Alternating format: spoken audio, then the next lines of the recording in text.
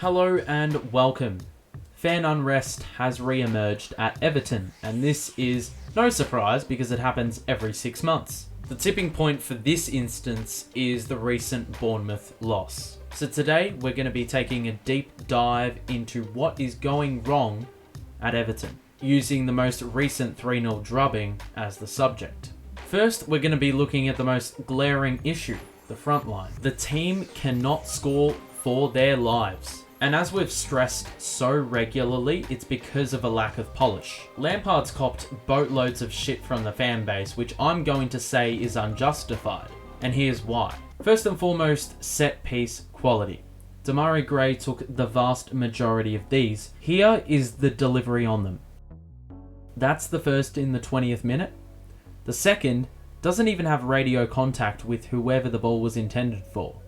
And then we have the long ball. So many times is the long ball sent towards the corner flag, and knowing our quality crossing the ball in, well, this is counterproductive. Let me use this Patterson example to prove my point. And so what we've tried to do to combat the problem on the wings is load more numbers up centrally. However, this is where I will give Frank some criticism. Frank has tried to send Onana further up the pitch as an extra number in comparison to previous games, to give us more reinforcement up the pitch and provide aerial assistance given he's a giant and Mopé is a midget. Though this creates a ripple effect for other issues. Onana had success in being able to drive the ball out of our back half, and as a deeper lying midfielder was able to see what was ahead of him earlier in the year. Even though he's playing up the pitch, you can see an example here of him having a driving run from the centre of the park all the way to the penalty box. He gives us so much benefit when in that position. And at this time, I lauded Frank for understanding and extracting the best out of our players. Though at the moment, his hand has been forced with lackluster attacking and has tried unorthodox tactics. Unfortunately, in trying to attack with purpose, we add vulnerability to our defense. Midfields are able to waltz through without resistance because Onana's high up the pitch and Idrissa Gueye can't handle every single player pressing forward. Given the ease in defences dealing with our attacks, this is more often than it should be. Which is why Frank playing Onana forward in hopes of a score is, I think, a bridge too far, and I'd rather we revert to old ways. We were screwed in this example because Mopé is tracking back. This one from a set piece was cut out by Mikalenko, but you can see the wave of numbers that would have gotten past should he have not intervened. And then we just have to discuss Neal Mopé. The man is merely doing cardio out there. Like, this touch in the box is absolutely woeful. And then a ghost seems to have knocked him off the ball. I mean, if our striker's displaying this inadequacy in securing the ball in our attacking area, we've got no hope. Because of our inability to score, he's pulling this crap inside our penalty box and doing more harm than good, because we lose command in a favourable position. Meanwhile, on the other end, Solanke is taking insane touches like this in the box. Quality I cry out for. And just generally as a team, we're not making things difficult for defences either.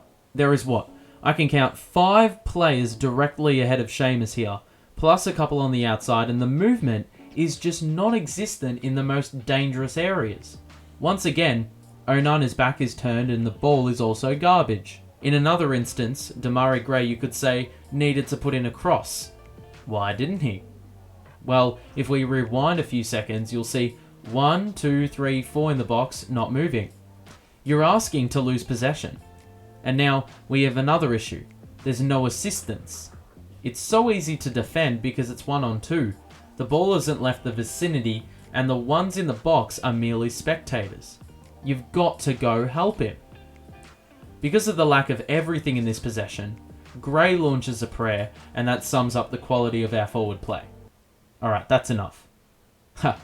You thought I was done. And you can see the few times we have drive.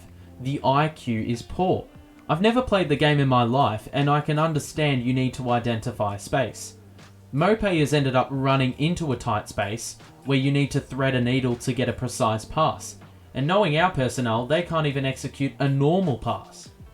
And it almost feels like we're defaulted to pass it to the wings as previously mentioned. And even then, the pass is out front.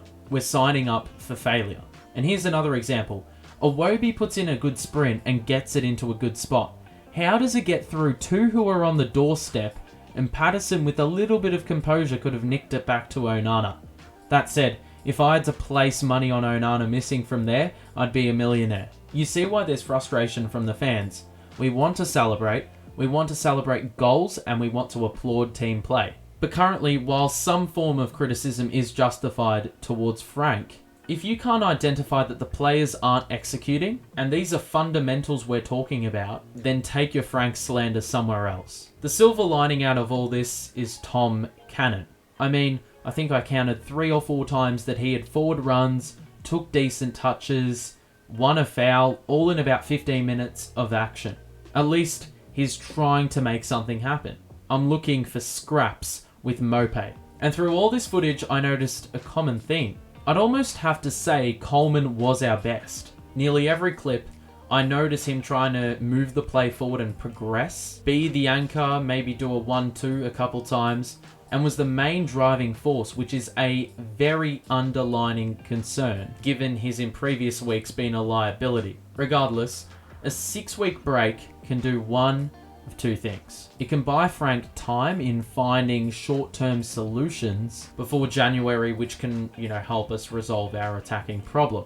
Or the weak thing to do would be to give in continuing this perpetual cycle of sacking coaches without identifying the fact that the root cause is actually not being eliminated at all. They do say that the manager is always the fall guy, and by giving in to impatience, we're inadvertently removing the healthiness of the culture that Frank has brought to the club, and we're actually putting ourselves at a major disservice in prompting players to have to adjust to yet again another new system to which history would suggest isn't going to make a difference. Share your thoughts. I'll be looking to do some filler content within the World Cup break, so stay tuned for that. Have a good one, and we'll see you soon.